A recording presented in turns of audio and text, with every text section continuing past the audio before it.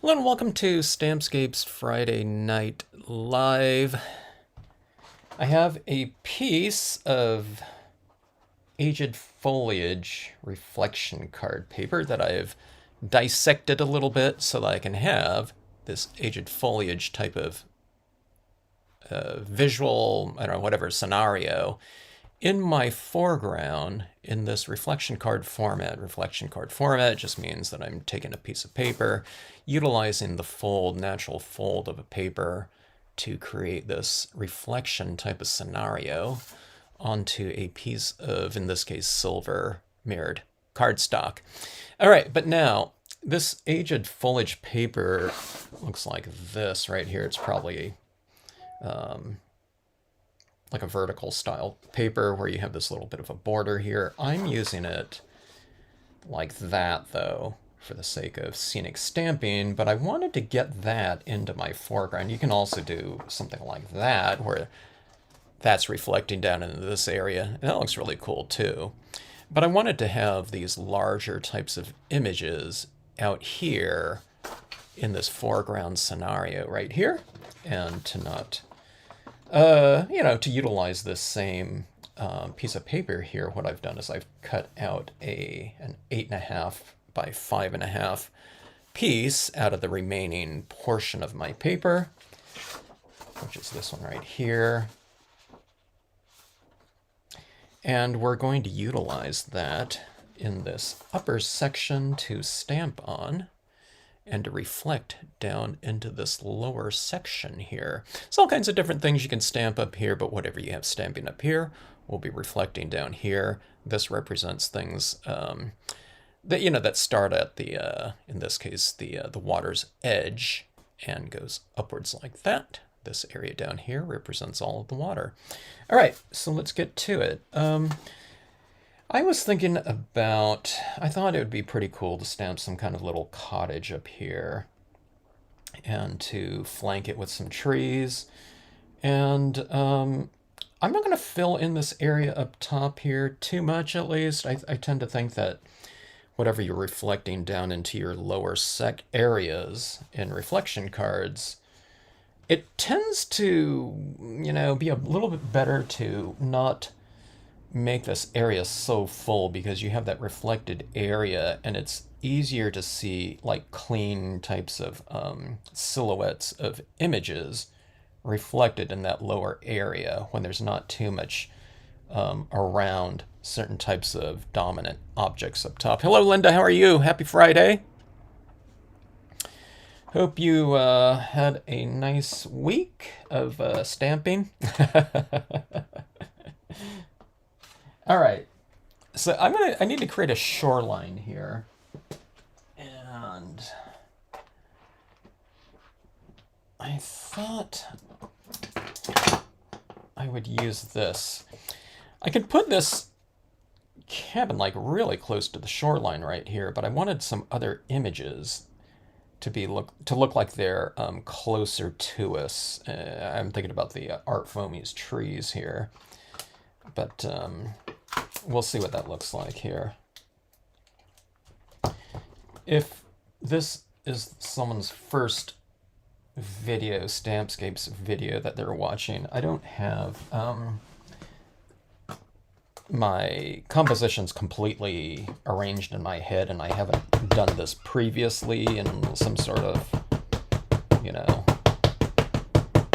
don't know, whatever test run, so we're inventing this to some extent on the fly here. All right, let's see. I'll put that little cabin, I think, beyond, I don't know, a little bit of a slope, maybe? I'm standing up for these large images. Someone sent me a photograph of their stamp positioner and how they didn't get the lakeside cabin to stamp out. Well, I was telling them, instead of stamping like this, you have to give pressure over the entire span of an image, no matter what type of, be it platform or acrylic blocks or whatever you're using to stamp with, especially with tonal designs, so designs that have a lot of surface area. Christmas cards, yeah, quick and easy. That sounds good. Good with if you're doing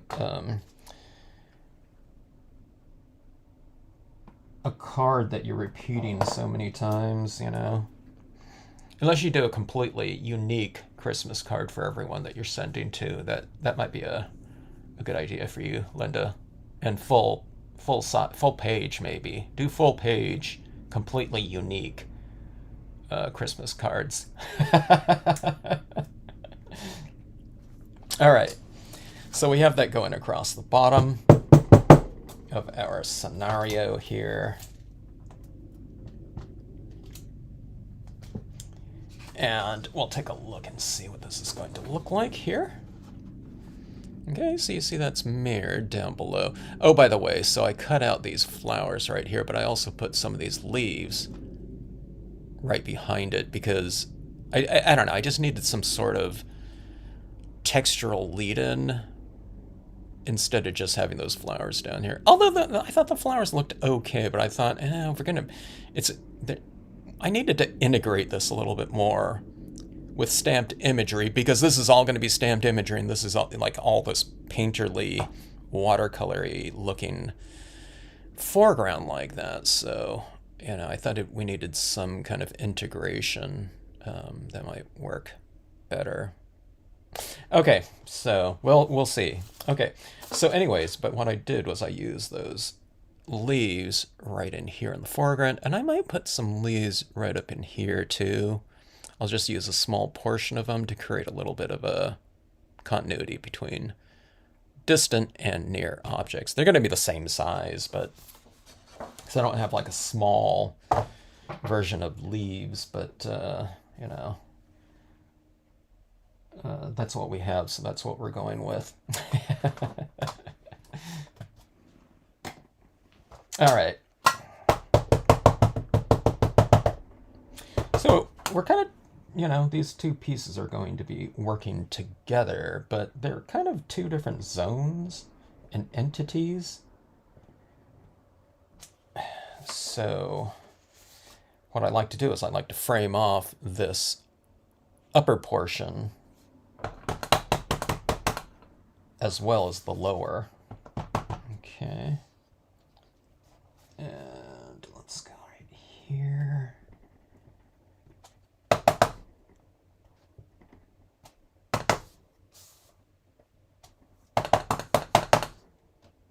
And we'll do something like this. I'll stamp out kind of like small bits of that image so that it kind of replicates what's going on down here, but just in, I don't know, whatever smaller bits like that, so you can see those images reflecting in that lower area like that. And it almost kind of creates a little bit of a connection between those areas like so. And as I'm doing this, I'm kind of thinking in my mind how that tree might look right in here, as well as that little cottage like that. Okay. There's all kinds of different things you could still do at this point in time because this is still like just an open slope like that. All right, so let's do this. Let's put this about like here. And what I'm looking at is that cabin's going to be kind of a focal point in terms of the reflection. So I just want to make sure that I could see it down in here. Of course, it's going to be going this way. It'd be kind of cool up here too. But see, if I do it right here, right up here, I can't see too much of the reflection of it right in here because we have this area here that's going up so much higher than right over here. So when you're doing reflection cards, it's a little bit more dramatic to have your main focal point, reasonably well, fairly visible in that reflected area. Okay, let's see. I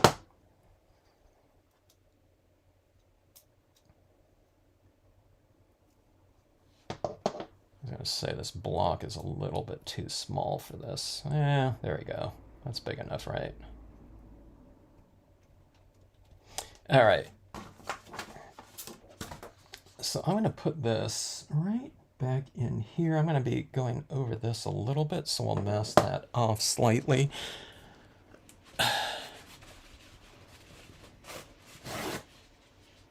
Mostly 5 designs, but not exactly. Oh, okay. Well, yeah. That's quite a few different designs there. OG 3719. Was that Bonnie? Was it? Thanks for the thumbs up. Okay, let's mask this off a little bit. Oh, look at that. That's like almost a perfect mask.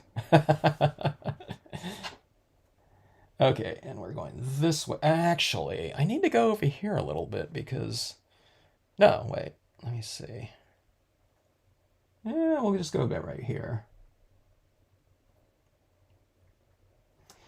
I'm kind of stamping it a little bit lower again so that it gets a little bit closer to that reflected area down below.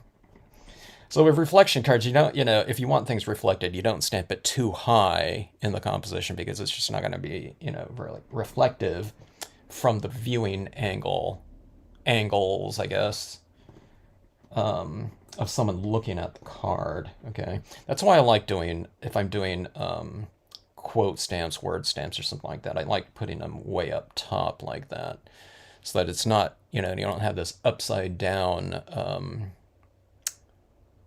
text in your scenario, your card.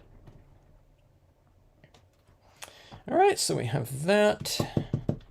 I usually like that a little bit over there because that front is kind of, I don't know. I would usually do that, but the main kind of area of this cottage right here are like the side of the house. Those windows right there are more of like the dominant whatever direction, I guess, of the structure. And okay, this is what I was thinking about here. See how big this is? That's like really close in the foreground. Boy, if I do that one, I'm going to have to really bring in some smaller ones in here too. I can actually have this overlap in here too. Boy, that is really big. But the thing about this one is that these flowers right here are really huge as well. So, okay, let me get my bearings here. Let me take a look and see what this is going to potentially look like right in here. If I do that here. Okay, this one's barely reflected in here. Oh, I know. Let's do this. Let's have this coming in from way off the page like that. I think that would look pretty cool. And then we can do another smaller one right back in here, a little bit more distant, perhaps. Okay, let's see right here. So I'll ink it up from here on over.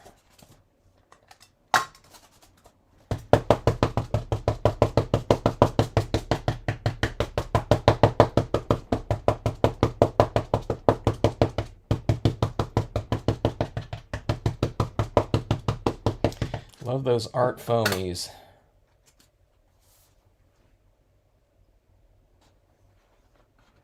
Okay, let's go like this. Press and hold a little bit longer with the art foamies because they are porous and you want to get as much of that ink to transfer as possible, especially on the pre-printed papers, which are coated again with a lot of printers' inks, so they're going to be slightly less porous than, certain types of just blank cardstock for sure.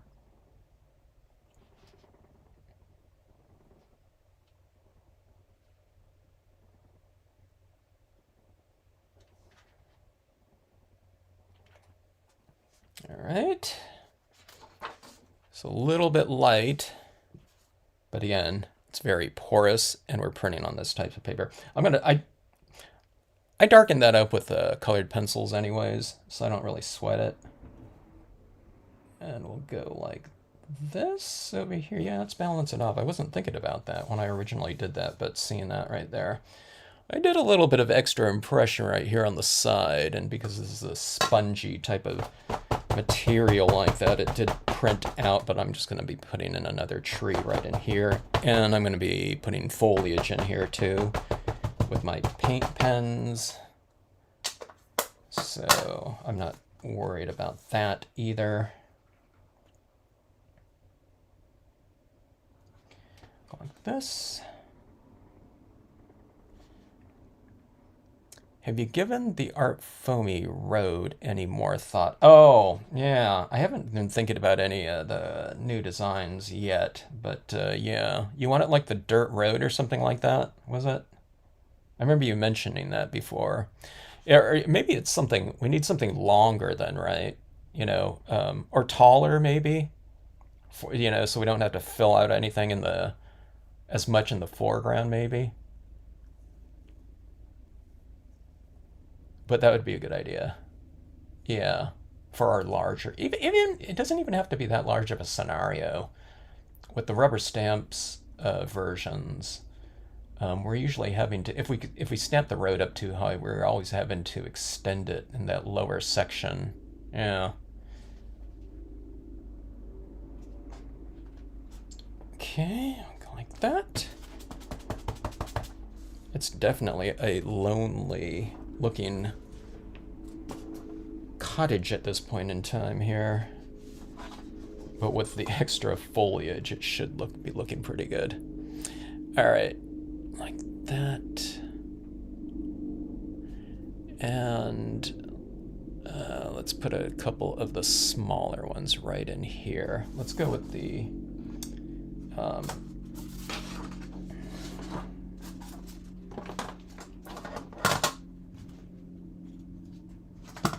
here's the rubber, the larger rubber one,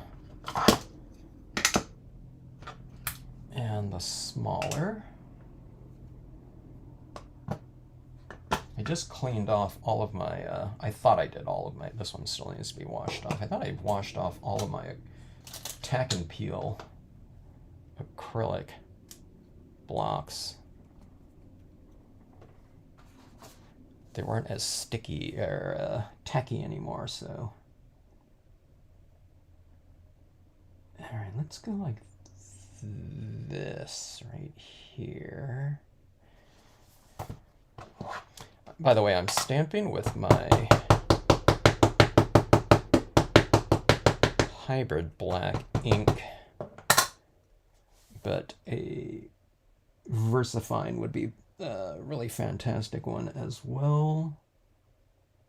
VersaFine Claire, something like that. Maybe longer, yes. Not as wide on the bottom. Okay, so not as much perspective then. The vantage point on something like that, though, when you don't flare it out so much on the bottom, is what you're doing is you're changing your vantage point up. You're going up higher into the air and looking down at the road typically, when you don't have quite as much perspective in there. But yeah, finding some sort of balance with that. Because see, the thing about that road too, I mean, this is stamping too, so we don't have to abide by too much perspective. But, you know, a lot of the other imagery that we have is looking from like the human perspective of whatever, you know, 5 to 7 feet roughly from the vantage point. And then the road, if we have it really tall, without too much of a lower base, what you're doing, it might be, and if it's a Art Foamies one, it might be like the vantage point of like 20 feet up or something like that, looking down. Or I don't know, or I don't know, maybe not that much, maybe like 15 feet in theory. I'd have to see it though. I'd have to play around with that and adjust the perspective a little bit, probably. Okay, let's put another tree. See, I don't want to go like this right here, because it's going to be like the same tree here, you know what I mean? And it'd be like the same height right here and same right here. So I'm going to put it lower on the horizon, like it's in back of this slope right here.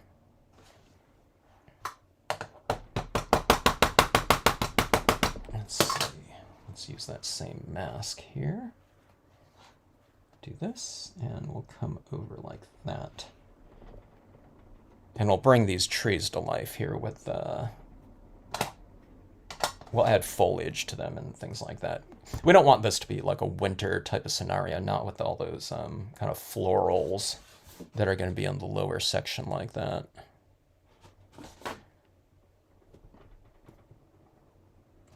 And I wanted to do, I was thinking about doing one of those, like white pigment ink suns or moons or whatever people see it as, that's what it is. But that basically is white orb. So we'll add that. I don't know, I can add it over here. I'm not sure where. We'll put it a little bit right or left of center in here. Okay, let's see. See, I was already thinking about some other things in here, but again, maybe I want to keep it a little bit more simple so that we can see the silhouette of it. But see that tree? These trees look really good in that reflective area, and then we can see that cabin, you know, or that cottage, whatever, looking pretty good in there. And then we'll put some things in here too. I think, now that I look at that though, I don't think I want to put too much into this water area here because it's going to obscure our reflections down here a little bit too much. See, I really like the look of that tree right in there. So, I don't know. I think this looks pretty good right here, down here. That's what this kind of experiment is about. It's bringing these types of elements into this type of scenario here, and I think it blends reasonably well. I'll add in some highlights into these forms like this so it's not as dark.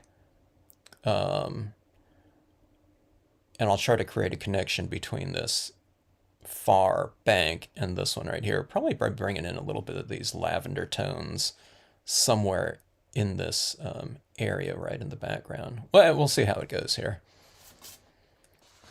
Okay. Yeah, well, think about that one, Linda, and we'll see what we can come up with there. Definitely, that would be a really great use of that art foamy format. Art foamies, you know, they can be any size, but you know, for scenic stamping, just having these larger forms, these larger trees like that, it's just easier to stamp them out in these foam versions of them. Okay, so adding in a little bit of extra value to these trees. I'm doing it kind of on, if it's a wide enough area, I'm trying to do it a little bit on one side of it, and I'll leave some of those lighter forms in there. So maybe like this can go a little bit darker right here, but then maybe that branch in the background can be lighter, and that just kind of varies the kind of the visual distance within the tree, so you have some lighter and darker branches. The lighter ones look a little bit farther away. So, you know, my preference is that that tree just stamped out really dark, like all that dark, okay? But if it doesn't, you can take advantage of it and, you know, make it look a little bit more varied and dimensional by utilizing those lighter forms within there, lighter stamp forms. So you just kind of go with it.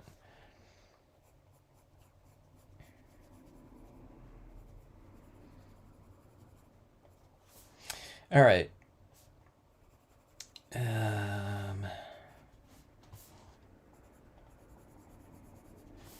Okay, I think that looks okay. Okay. I didn't do this beforehand. Oh! I just remembered. I pulled out the set.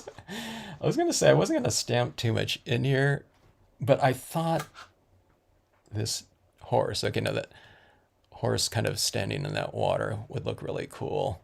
Let me see. I'd probably stamp it a little bit lower like that, maybe. It's going to be like this way. Let's see here. Yeah, I think I might have to do that. Okay, that's... We also have the smaller one too. Let me see here. I could put it a little bit farther away. Let me see what that might look like. No, I think it's the big one, kind of facing in like that.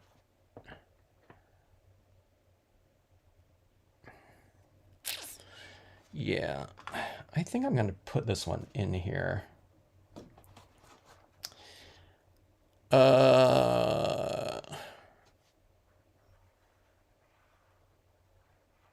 And then if I do that moon, I was thinking about that moon right up here, or whatever it is. Could be a sun, just peering through the clouds.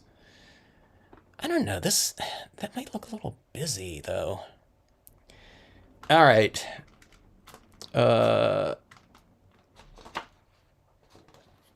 Let me think about that one. Okay, so what I was getting at before I was I just saw that horse right there. Maybe I can put a horse up on the ridge or something like that. I want some sort of thing like that.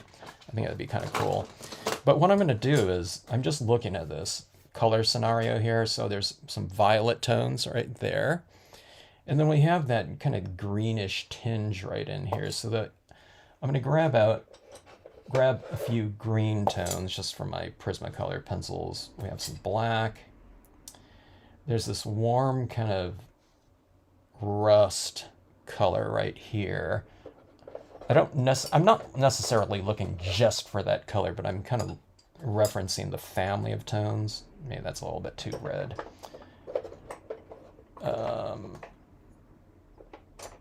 But I'm just grabbing any of those tones that I think are kind of in this scenario here. Now, we don't have to utilize all of them, but that's generally the types of colors that I'm pulling from here, okay? So if you see like a darker green, you don't necessarily have to go for the darker green. You can have like a range of tones, but you introduce those in here, and that can kind of integrate this pre-printed paper into the background just so it doesn't look like a completely different color scheme going on in the background, okay? And we want it kind of in a similar spirit. They're kind of muted tones like that, but if we want to kind of bump it up a little bit, then you can bring in some brightness in here like that. Okay. Hello, Aaron. Good to see you. Yeah. It's kind of like a pop-up type of scenario without having to do that pop-up kind of cards where you actually have like pulley systems, or you're doing these cuts in here where things like are actually popping up out of there, although that would be cool too. But yeah, it kind of gives a little bit of a this scenario where someone's opening up your card, and it's almost like you're opening up a three-dimensional type of I always say it's like opening up like a pseudo diorama or something like that, which I think is really fun. Plus there's this nice reveal, and this is reflective, so you have this light coming out of the card into someone's face. Anyone see Pulp Fiction in that briefcase? Okay. So, yeah, color scheme scenario here. And that lower section here, if you just joined in, is me cutting out some of these images from down here, this lower section, and I glued it onto the card itself, the mirrored cardstock like this. Someone was saying it's really hard to keep this like clean when you're stamping on this. I got my fingerprints all over this thing. You just kind of mop it up after. And then whoever you send it off to, they get all their fingerprints all over it. Okay, so let me see. Let me leave this out right here. I'm going to put this right here just for me to reference a little bit and to try to bring that color scheme into this area right in here. We don't have a lot of area to work with. And a lot of people are thinking, okay, this is like a green meadow or something like that, so I should just use all greens up there. And, it wouldn't be wrong to do that. But I just think it's, even if it's all greens, you know, what you do is you bring in a little bit of these tones within that space, and it'll create a little bit of a stronger connection to your, I wouldn't say it's a super eye-catching, you know, foreground, but if you're like a scenic stamper, you usually don't see that in things that people have stamped before. Just because it's a painting, you're using someone's painting to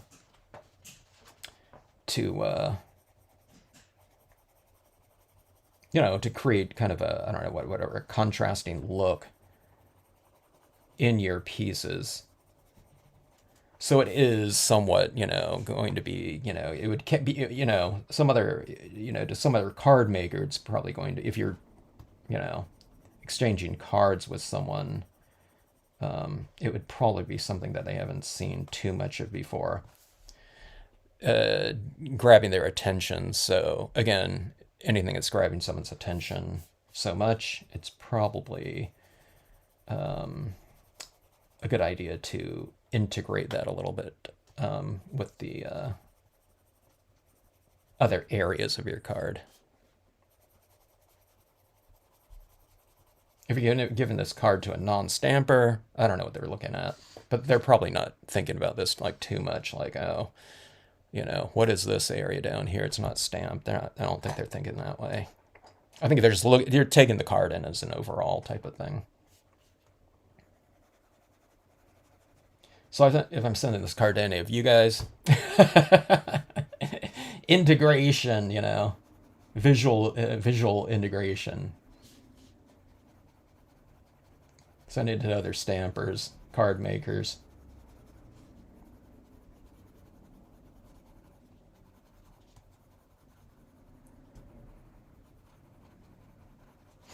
All right, so here's a little bit of green, like that.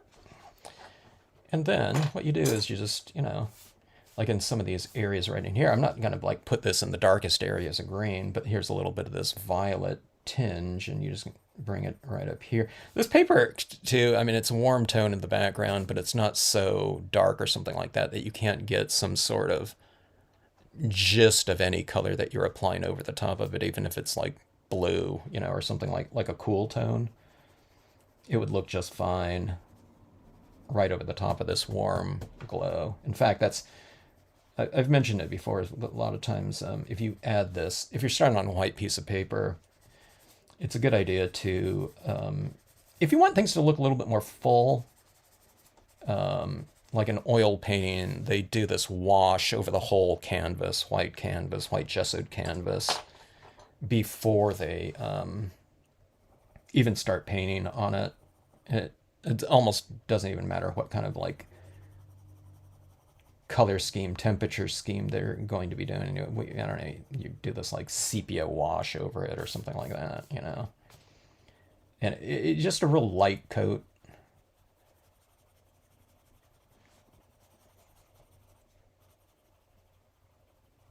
All right, so there's that right there.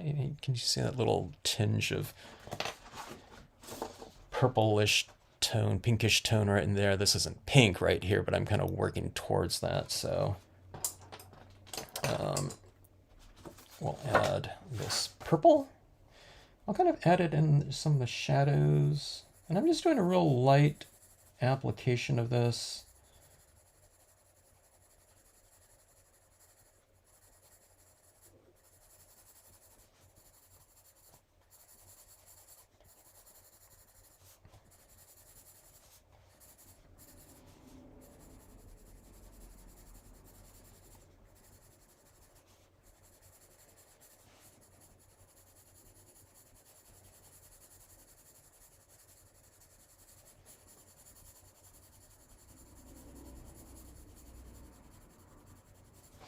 All right, so there's a little bit of that purple tone like that to go along with that greenish tinge like that.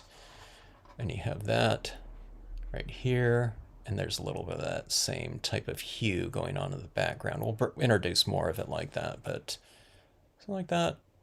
And then, of course, if you're doing it once up here, it's also reflected in this lower section right there. So it's kind of doubling it.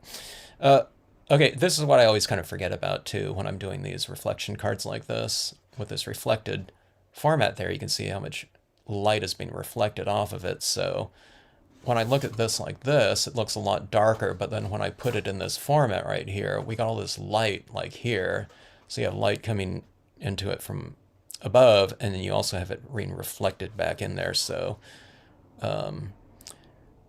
if you want this to look in a certain way, in terms of your value scheme, go a little bit darker because it's going to be illuminated from two different directions like that. So yeah, let's see here.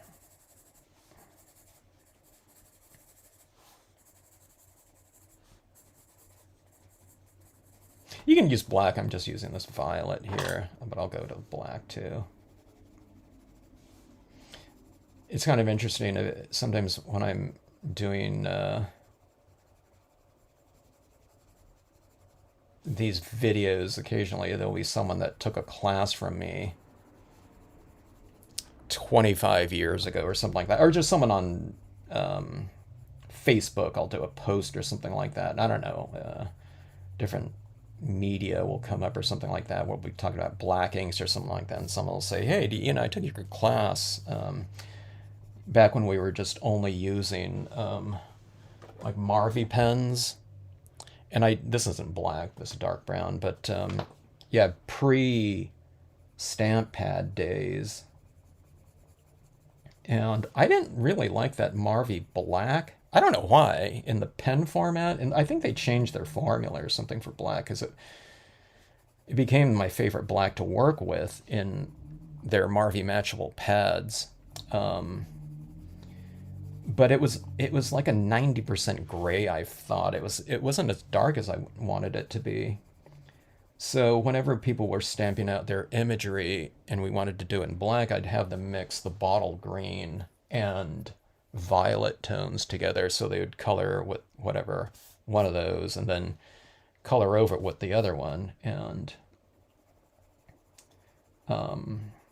yeah, those two colors in combination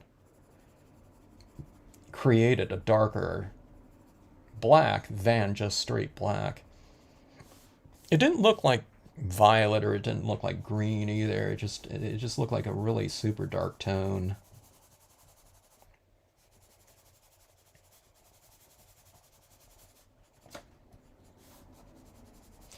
But then I don't know, like I said, I think they improved it though.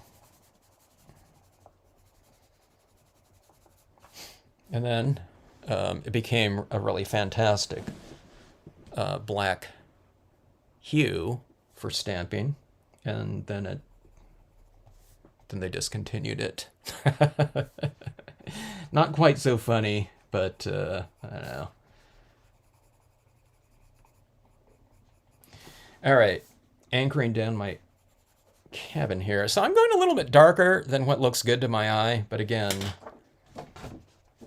okay, like that. And you bring this down like that, and it looks so much lighter.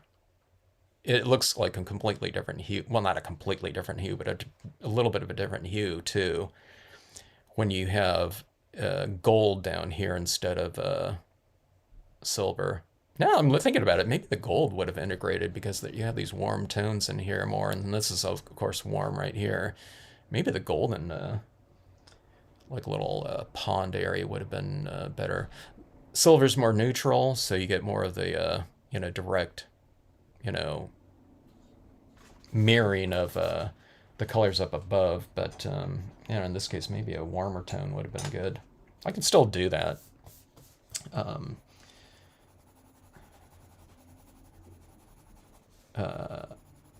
But I'm not. Okay, let's add a little bit of warmth to it. So I'm going with this beige just right over the whole thing like this. It doesn't make it lighter, but it makes it a little bit warmer. It's not changing it like a huge amount, like if I was doing it on a white piece of paper, because again, it's already kind of that tone inherent on the paper, but it's warming it up a little bit. Or, I don't know. It's not bright, but it's brighter than not applying it. Colored pencils to me look a little bit soft, and you know, that's kind of the charm of them in many ways, but sometimes I want to make things look a little bit brighter than they just inherently are. Okay, here's dark green. Speaking of going a little brighter. Remember, brighter is not the same thing as lighter. Brighter is the relative intensity of a color.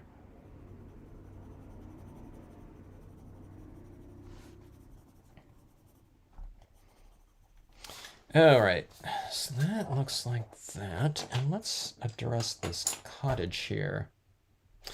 Okay, so let's say this cottage is just like a regular, I don't know, whatever. It's like stuck over. I don't know whatever they use on that siding right there. But I think what I'm going to do is I'm going to bring in like a grayish tinge to it, maybe. And then I'll bring a little bit of tone into it. Like if something's kind of white, it's reflecting the colors of the sky typically. So we'll do that. We're just gonna, we don't want to do nothing to it because we want to flesh it out a lot more. So here's a little bit of a gray tinge like that. I'm just addressing some of the shadow areas. Hello, Debbie, how are you? Maybe over to the right in that blank spot. Oh, the horse right there. The horse is, that larger horse though, it's looking that way. And it would, if I did it over to the right, it would have to look in. Yeah, I don't know. We'll take a look at it. We'll take a look at it again and see how it'll look with the with all the other things kind of fleshed in, I think. I want it though, but it might have to be in the next in another, the next card. All right, let me see here. All right, let's put a little bit of bluish tinge in here. And again, I'm just kind of lightly coloring this just to make it look a little bit more, or a lot more dimensional, like that. So let's go to, I would say green, but it would look like there was like moss all over it, I think. So I'm going to just add a little bit of this violet tinge, I think, like this.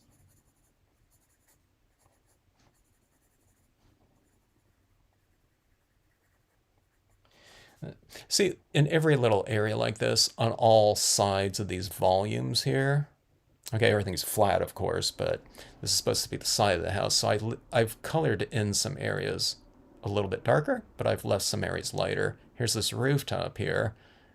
This is just my preference, my personal preference. So I've colored it like that, but I've left some lighter areas. And see this space on this, whatever, porch overhang covering, I've just added a little bit of tone, but I transition it to light like that. I think things look a little bit more, there's more volumes, I think, when you do it like that. Now, whether it would look like that out in nature, you know what I mean? It would change depending on the lighting. But see, that's what's happening down here. And it's already inherent in all the forms like that. Here's this like little mound right here. It's darker and lighter, and then darker and lighter, dark and lighter. But when I start coloring it, I generally try to retain that range of values in each one of these little forms here, okay?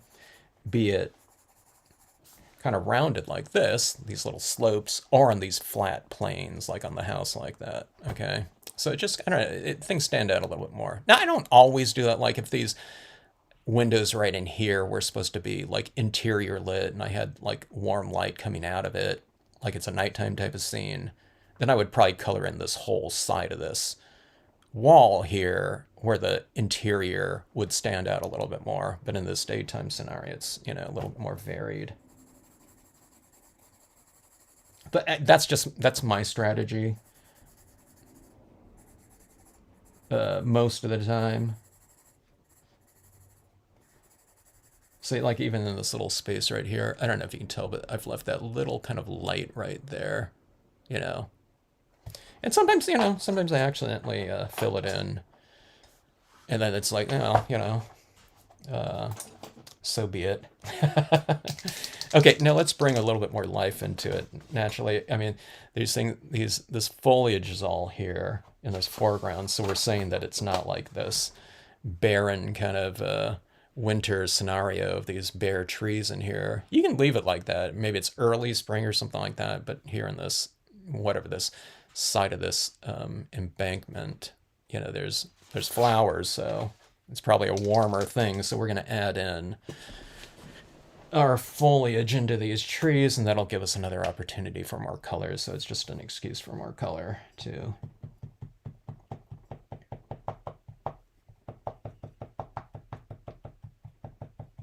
Real thin. Here, I need to shake this up more.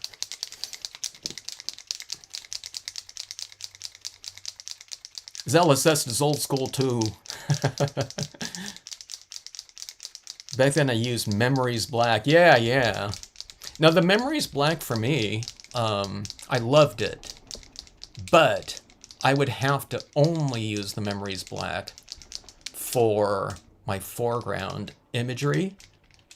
And it would have to be the last thing that I applied on my cards, because then I can just let it sit and dry. For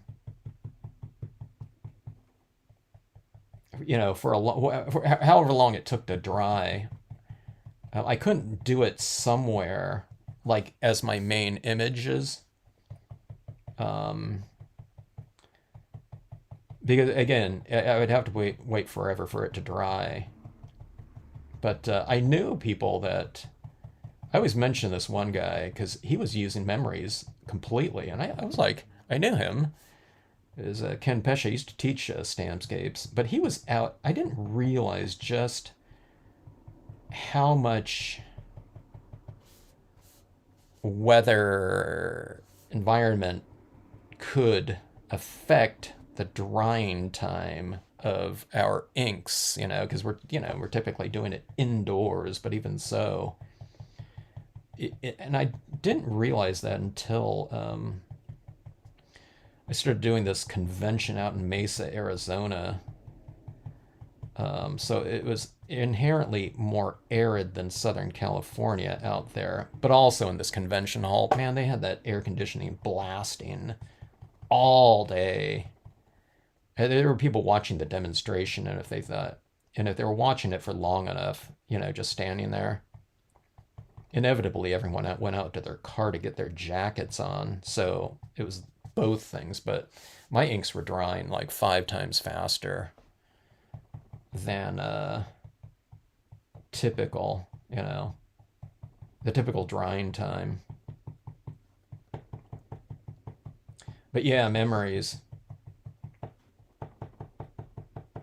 So Marvy Black, Marvy matchables are no longer being made. You can still get quite a few colors out there. I think there's this one website. I just came across it the other day because someone was asking me, if they can find, if Marvy Black was being sold anywhere. And most places, that was like the first color that they sold out of. But I checked anyways. I just checked online. I think I just Googled like Marvy matchables or something like that. And I think it's onestopshop.com or something like that. They have quite a few re-inkers still.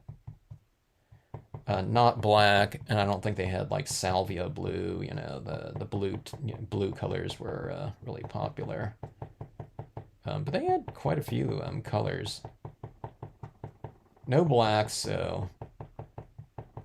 That being said, my Marvy Black pad is starting to disintegrate. I have re-inkers still, but I think I'm going to be looking for a new black to use, dye-based black, to replace that my beloved Marvy Black. I'm open to suggestions. We've talked about this before. Okay, so there's there's these the tree's full, whatever, foliated, like that. If you notice, I cluster my little dots of green like that, as opposed to just doing this whole kind of, placement of it. And that way I can keep the forms of the trees like that, fairly well represented like that. So kind of just cluster your little dots like that. And I think that makes for a little bit more of a realistic looking foliage pattern.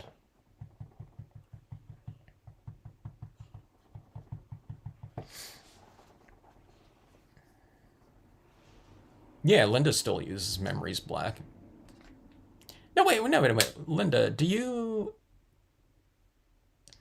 Okay, oh, okay, so I should also note that when I was using Memories Black like that, I was only stamping on glossy cardstock. Yeah. Yeah, maybe I'd switch, because most of the times I'm using like a semi-gloss now, so...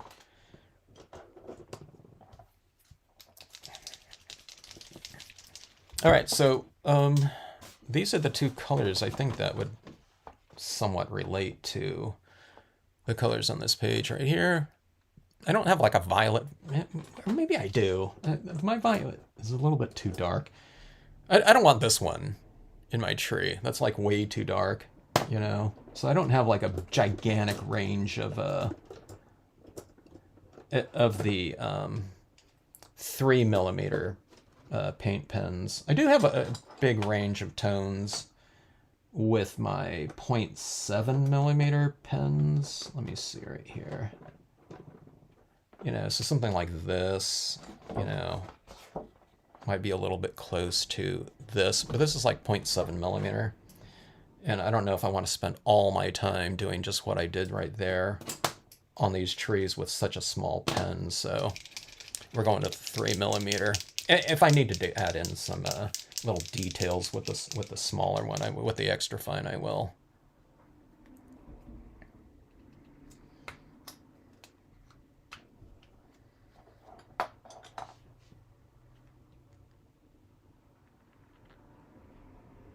Now, what you didn't know which ones came in different colors? The memories.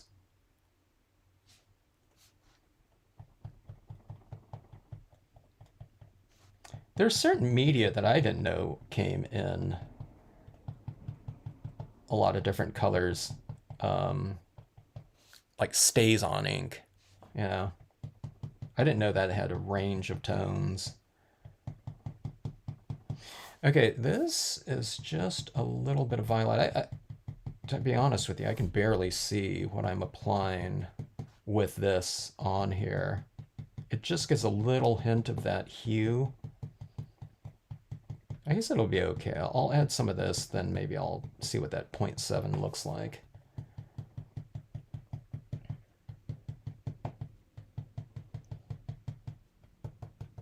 Okay, so this is supposed to be like spring blossoms or something like that, I guess.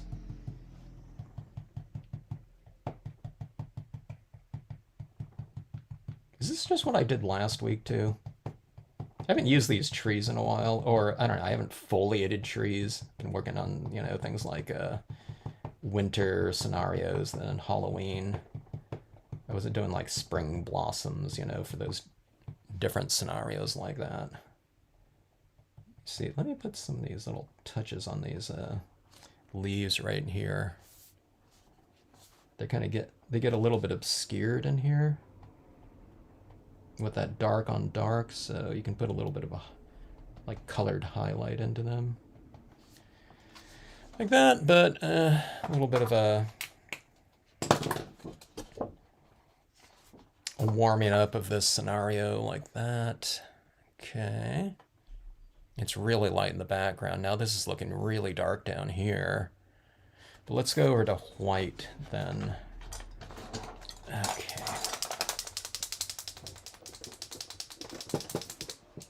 I'll bring a little bit of this into the trees. I think if I don't and I add like white touches in these areas in here, we bring in like a little orb or something like that.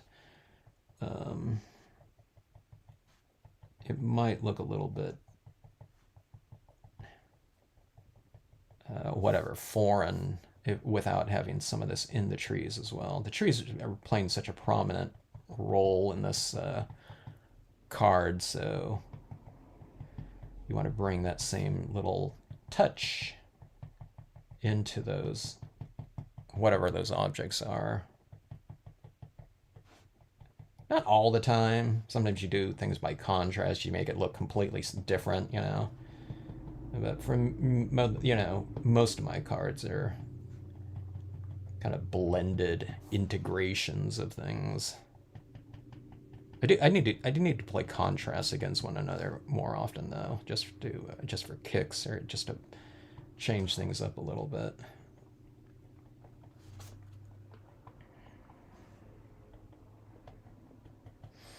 All right. So you see a little bit of white up there. I'm not sure what it's going to look like when that dries. Sometimes it kind of disappears a little bit. That, like so. What I'm looking for is if those little types of touches that I'm adding into these areas are reflecting down below. You see a little bit of those white tones down here in that reflected tree like that. Okay. Linda and I were just, I don't know, not a discussion, but a comment on the this pastel pencil. This pastel pencil works really well with these papers like this. So like this right here, this house, I mean, it stands out enough against that background, but these lighter areas in here, or a couple of them, like if I just add a little bit of a lighter tone, sometimes it helps to stand out. Maybe the paint pen would stand out too much. So if you just add a little bit of this, sometimes it can provide a little bit of a, you know, just that right touch to kind of bring it out from the background if you want to, or like this little hill right here. You know, it would look good with some little white flowers or something like that on there, but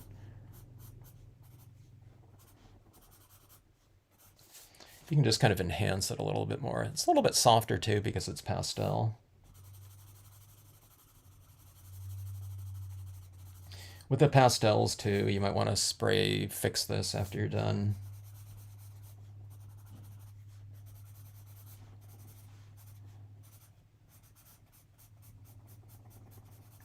And the pastel pencil, the ones that we were referring to was this image right here, where I've applied some white paint pen on that side, but then I softened it. I transitioned that paint pen work with some of the pastel pencil like this on those birch tree trunks like that.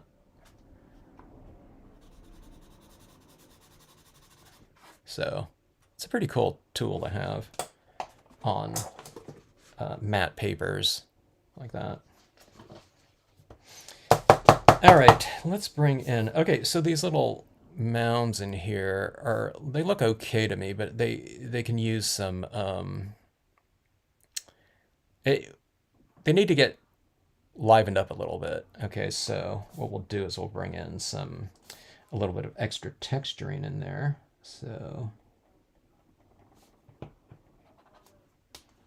let me see.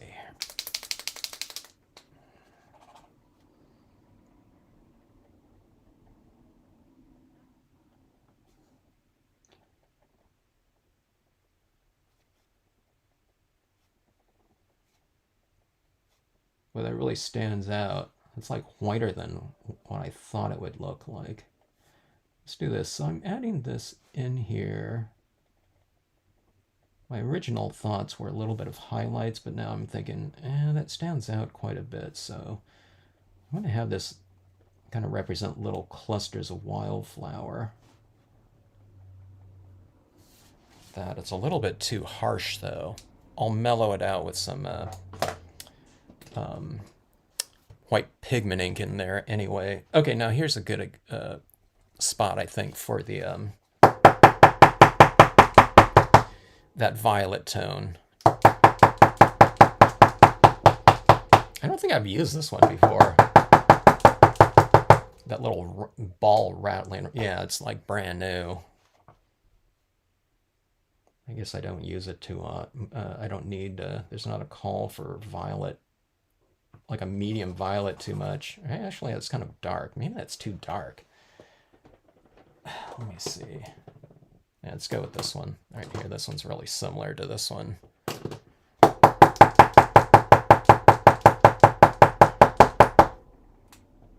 Yeah, it's brand new too.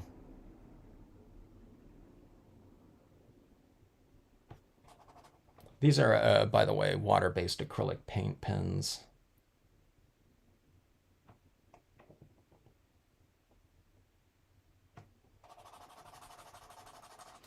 All right, here we go.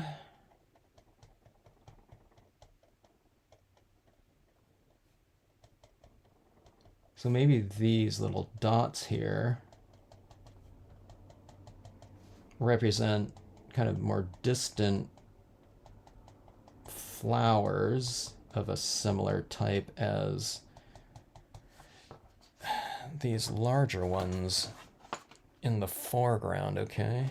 So go with something like that. Yeah, it's pretty crazy. That fog will help a lot. Okay, so I have this, and it's lighter than these ones, right? And we have these kind of crisp little dots, oops, in the background. What happened here? I just lost my picture. Okay, here we go. Like that. So I have this violet tinge like this. And what I'm going to do is that we're going to bring in some of that value. Oh, it's really soaking in.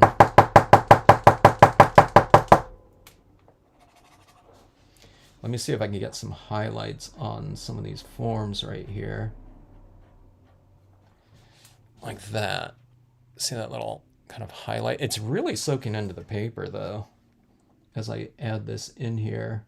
So if I want to build it up, I need to go with several layers over the top of it. Maybe that might serve me well though, because I can go for any application of it. You see that right there? Where it, see that's right here. Let me see if I can zoom in a little bit. But here, I'll just do this one little coat like that. See, it almost like disappeared into there. Now what you can do is you can spray seal it beforehand and it won't do that. But actually this is pretty good because I can make this as dark or light as I want. So see that by the time I go in with like a fifth layer or something like that, I can start to see it like that. So that is going to stand out a little bit more. That's interesting though. I have to kind of like super saturate the surface a little bit for this to kind of show up. But again, there's a little bit more control over it because I make it as dark or light as I want in that hue.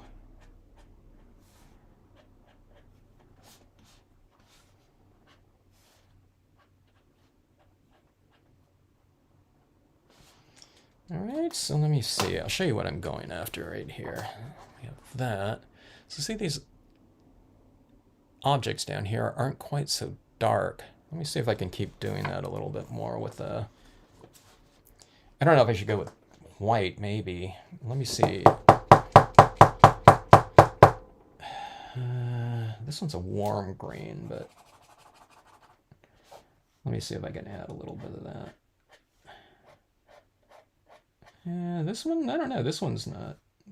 I'm applying it over something darker, so maybe it's showing up a little bit more. Or maybe I didn't shake this one up enough yet because it's brand new, so it's real watery.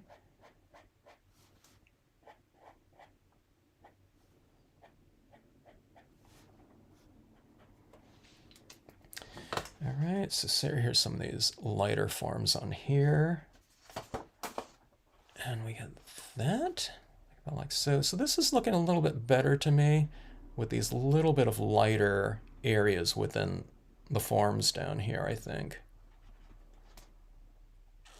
And let's go to that white pigment ink, I think, now. I'm trying to think. I'd like to get a little bit more violet up in those trees. I don't know if I can, though. Because it's kind of just soaking into the surface. Like I said, I can build it up a little bit more. But I don't want to do that too much.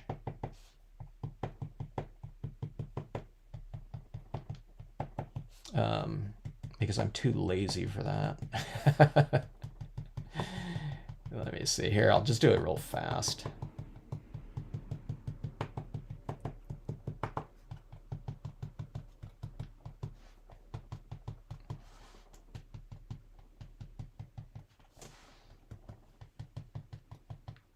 Okay. Oh, here, I should do this too. Whenever I'm doing these little blossom types of things, I try to add some more of those forms right below the trees as well. Here, actually, adding some of this more over the top of that white is kind of mellowing it out a little bit. And plus it's in the color scheme, so let's go with that right there. I'm still thinking about that object up here. Maybe I had to go right in here. As far as like a little sun or something like that. Or maybe it'd be best like coming up right beyond. Anyone ever thought on that? Thinking about, we're going to do a moon or something like that. If I go low, then it'll reflect in that water down below. Okay, so you can see where how far you can have to go in order for it to be a little bit more prominent. Right over here. I can do it over here too. I'm leaning more towards this side for some reason though. But I'd have to go real low because I have to get over this thing. So over that means you go lower with it like that. It's kind of cramped in that space. No. Let me see here. I guess it doesn't have to reflect down below if it's going to interfere with things. I don't know, maybe that may be kind of cool though. Just having some kind of focal point, but this is also a really good spot for if I have a quote. It would be real central though. I'm not sure about that. I guess we can still have some kind of overhang up here though. Okay, I'm starting to change my mind on this overhang. I'm thinking like a branch coming in here. We need to close up this space a little bit, I think.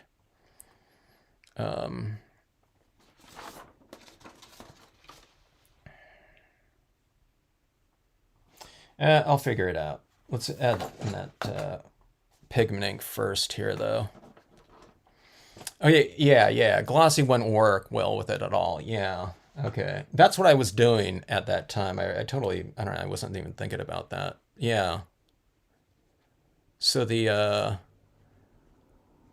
memories, I need to get another pad, though, because one thing about those memories pads, I've had a couple of those ones. Now, I mean, they don't need to last 20 years, but a lot of my pads have. But the memories ones, the pad has like delaminated from the pad case on me on a couple of them that I have. All right, white pigment ink on a cotton ball to add in a few kind of more atmospheric types of touches into here. This is supposed to be the water's edge right down here. And I like that kind of mist coming off the water a little bit. So I'm going to put some like right in here. I want it in a couple areas, but what you do is you play contrasts against one another. So I'm adding it right here. And then don't add it over the whole thing. I don't know, well, you can, but just kind of gauge it as you go and see how it looks in that reflective area. Because sometimes it stands out better or more effectively if you oscillate it. So put some right here, put some right over here, as opposed to doing the whole thing. Okay.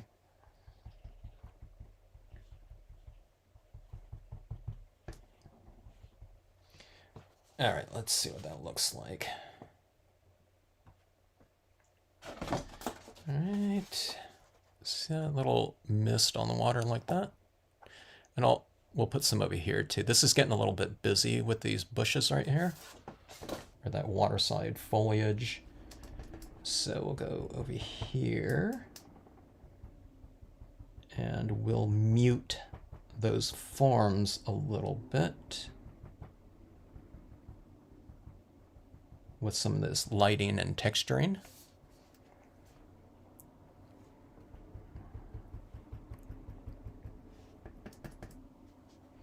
Black archival, okay, memento. Ancient, I do remember ancient page. Who made ancient page? What ancient page? Those weren't those S-curve style pads, were they?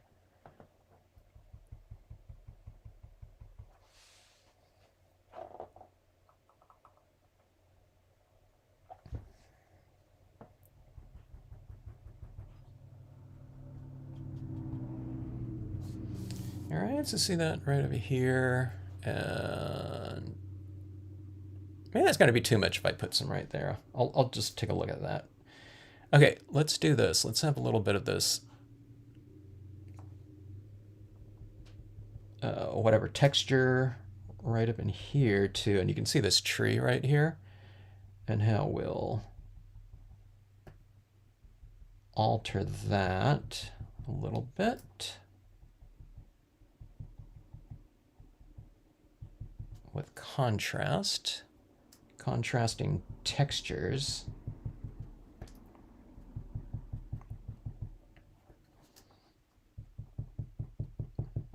We'll do it in front of the house too. That's like a nice illuminated area anyway. That.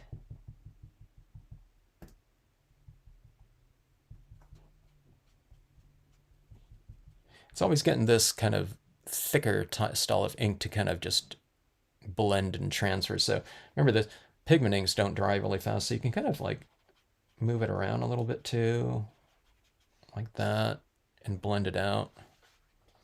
Let's get some right into this tree.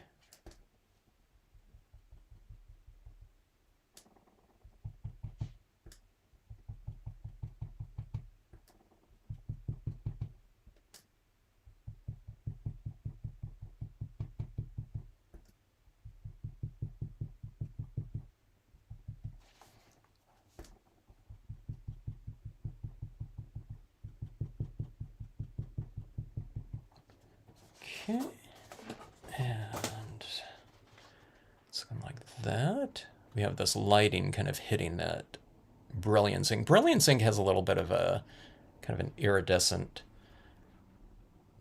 type of whatever substance in those pads too, so it gets a little bit more shimmery looking than just white pigment ink.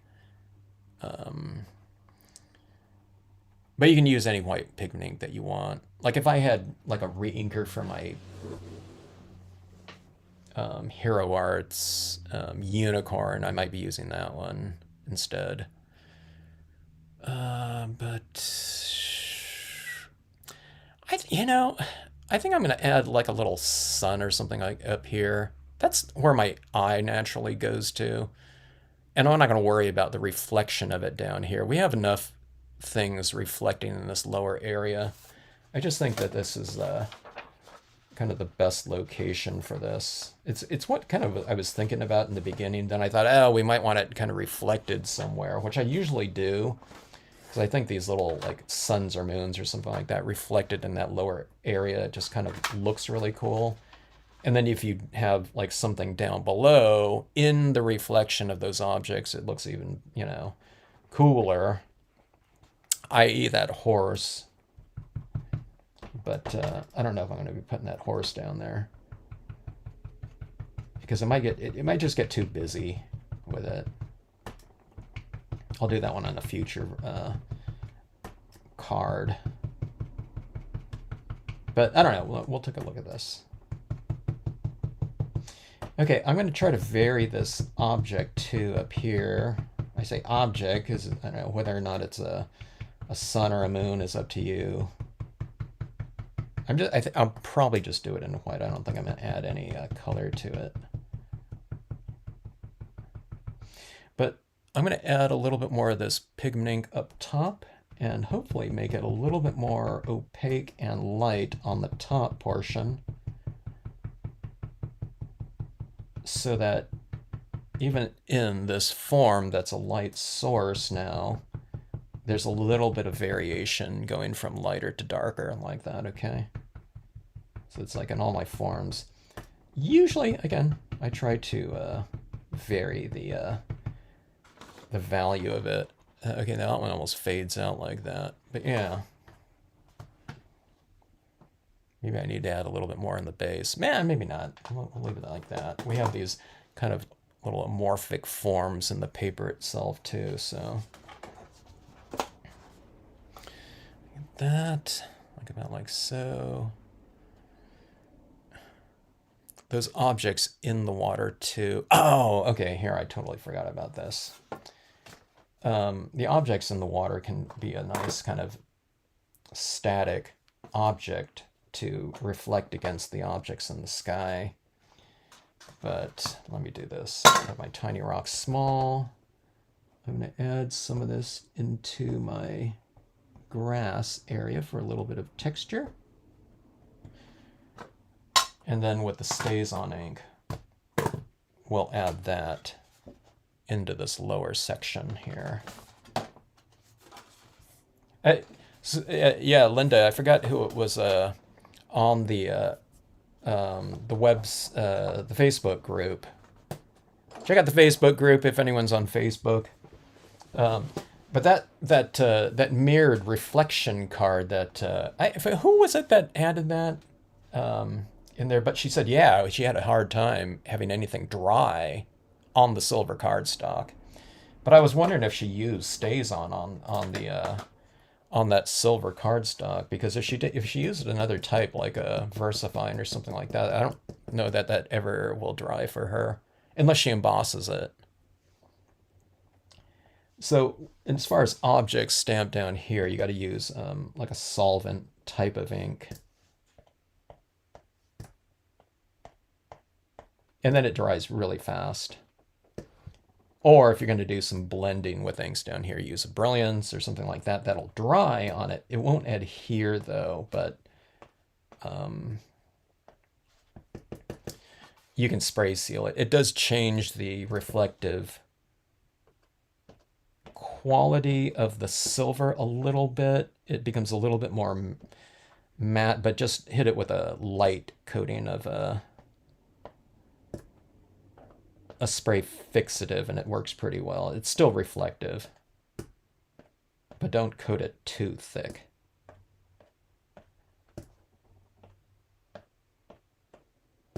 Okay, and use multiple values of that black impression for the lighter ones, like right within that space, like that. I'll clean off all my smudgy, greasy fingerprints there after I'm done with, after all this dries. I usually take a cotton ball and I just wipe all that off. All right, but see, you have these little reflections down here. See those tiny rocks down here and how they kind of add to that whole surface, mirrored surface type of effect. Or anything down there could do that, you know, if you had like I said, if I had a horse or something like that. If I was going to do that horse right here, I probably wouldn't have done that tree right there, just because it's reflecting down there. But it would have been pretty cool. All right, so we have that. This, you know, and then I use a spray adhesive on here.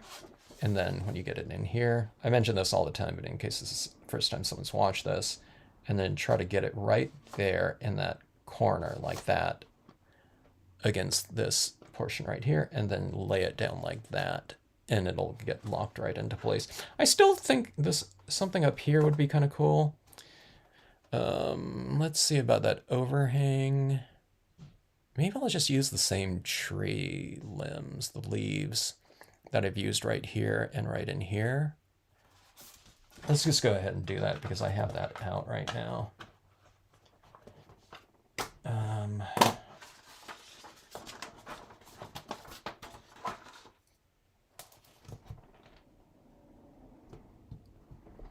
I just want to frame this off a little bit more. It's all kind of open up here.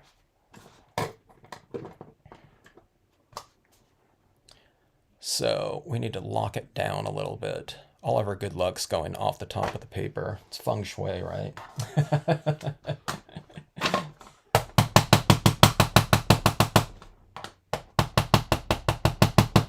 Okay, I'll have it coming in from the side a little bit. I'm going to lose some of my paint pen dots, but hey, that's the sacrifice sometimes.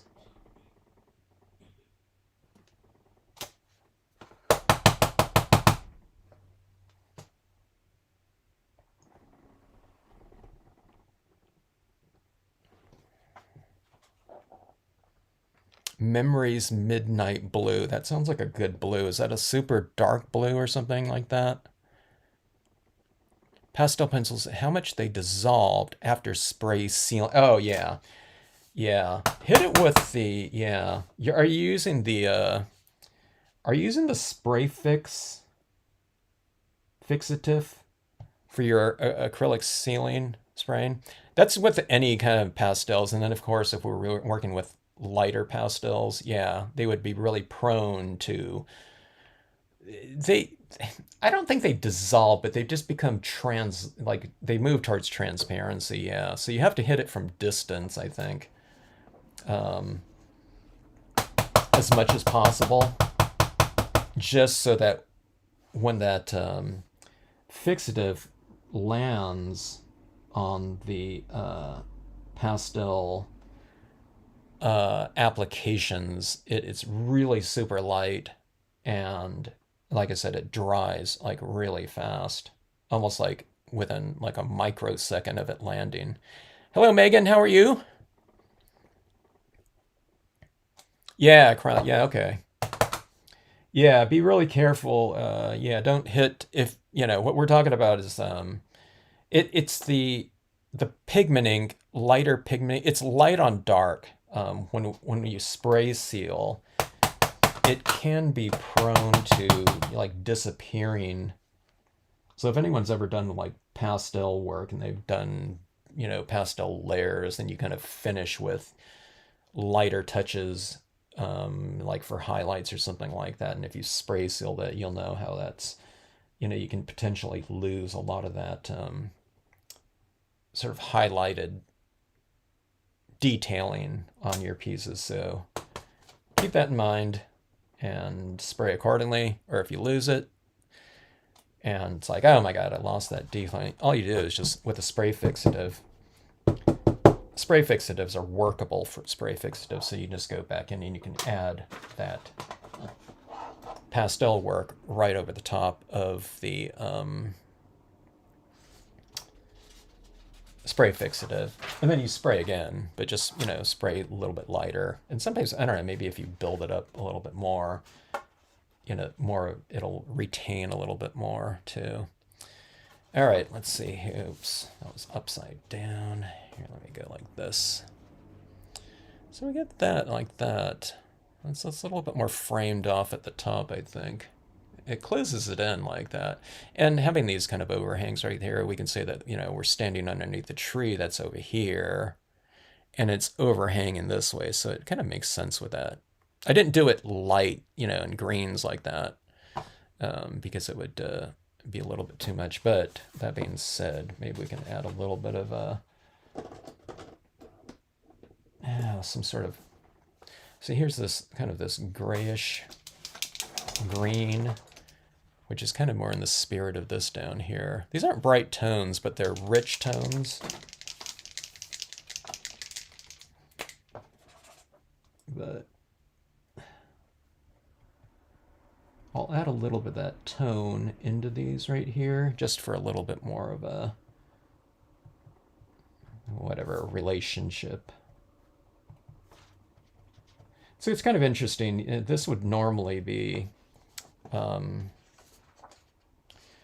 these types of overhangs like that would typically be my foreground in a scene, but just using these different papers, these pre-printed papers, it really brings that foreground element much closer to us, you know, these large florals or large autumn leaves or something like that. So it's kind of fun. It kind of changes the perspective on the scenes from whatever, you know, something that's maybe 5 feet from us to something that's, I don't know, 1 foot from us. I don't know if it's not exactly like a worm's eye view, but I don't know, it's a lot closer than, you know, the usual stamp scenario, unless someone has some like gigantic botanicals out there, you know, not PS6 so much. Those ones were a little bit more like, you know, like one big thing that you use for the entire card, not like elements where you use just certain portions of them or integrate them with a bunch of other stuff in there. So, yeah, so these are really fun to kind of play around with. This one was one from earlier in the week, you know, and I just folded it in half. This is just one piece of paper, and I folded it in half like that. That being said, you can do that same type of thing with this card here. Here, this is the same paper that I used for this one. Oops, there we go. So yeah, this one's the same one. You can just fold it in half like this. This can be your foreground. This can be, you know, foreground or ground. You can make it water too and put your other elements up here if you're doing, I mean, you can do, you know, it doesn't have to be a folded card either. You can just stamp in a scenario like that, which is fun. But just folding these in half like this, it adds to a little bit more of that kind of three-dimensional look like that. This one is a really fun one, playing around with those elements like that down there. But yeah, any one of these is, it's pretty cool to work with. And again, you have objects that are like much closer to you. So just kind of work it in to your scenarios and integrate it into the backgrounds and things like that, which isn't hard to do. I just try to maximize it and see where, you know, where these things are going. There's a lot of things that you don't need to do, you know, that I was thinking about that relate to this down here. I don't know if you can see it. It's a little bit more of like a purplish tone in here. So it's like really subtle, and then we have like little tiny purplish tones in here. So, but you know, that's like, it's like a real kind of like small detail. And you can say, yeah, well, they all add up, which I think they do, but I think it still look pretty cool. Let's say if we just did all black in there and all green, I think it would still look really good. But yeah, on this one right here, I'm thinking maybe it'd be even better with a gold area down here as opposed to silver. And then you'd have that golden light reflecting up in that golden background texture too. So yeah. I didn't think about that. All right, folks, let's see. Thanks for checking out the scene. Oh, I've been working on something else too. I thought I'd show you a little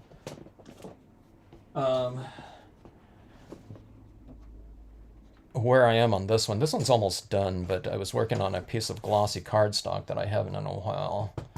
But this is a glossy cardstock scenario, just dye-based inks. And again, here's like these light beams right here. I don't know if you can see where I've kind of varied the application of that white pigment ink, where it's a little bit thicker in one area, lighter down here. You know, so you vary all these things like that. I'm still working around a little bit of things like right here in the ways. I want to get a little bit more texturing in here. And I was thinking about some kind of object in here, but I'm doing this for someone. It's for their it's for a present for their wife. So I didn't have too many different elements in here because it was kind of something in the spirit of the recipient. So you know, I didn't give myself like free reign. You know, it's supposed to be like of a given scenario. So I think I might add in like some word stamps in here throughout or something like that, and kind of add these little graphic elements in there. But yeah, fun little things. I'm going to add in some little like light flares in here as well, just for a little bit of added texture. But yeah, if it was just a scene for scene's sake, I'd put in like some turtles in here. My baby sea turtles. But anyways, a lot more vibrancy with you know, layered dye-based inks. So I don't know, it was kind of fun working on this one. I've been working on these more kind of muted types of papers and things like that lately, which gives me a lot more variety of things I can work with, like colored pencils, but it is fun to see a real big saturated ink scene like these ones like this. That's why I used glossy cardstock for years, almost exclusively, because I liked all that contrast and color richness and depth like that. But there is something to be said for things like these matte, pre-printed, aged papers. Folks, thanks again for checking out the scene and card. Hope you had a great week, and hope you have a great rest of evening and weekend. Boy, it's coming up on Christmas pretty soon.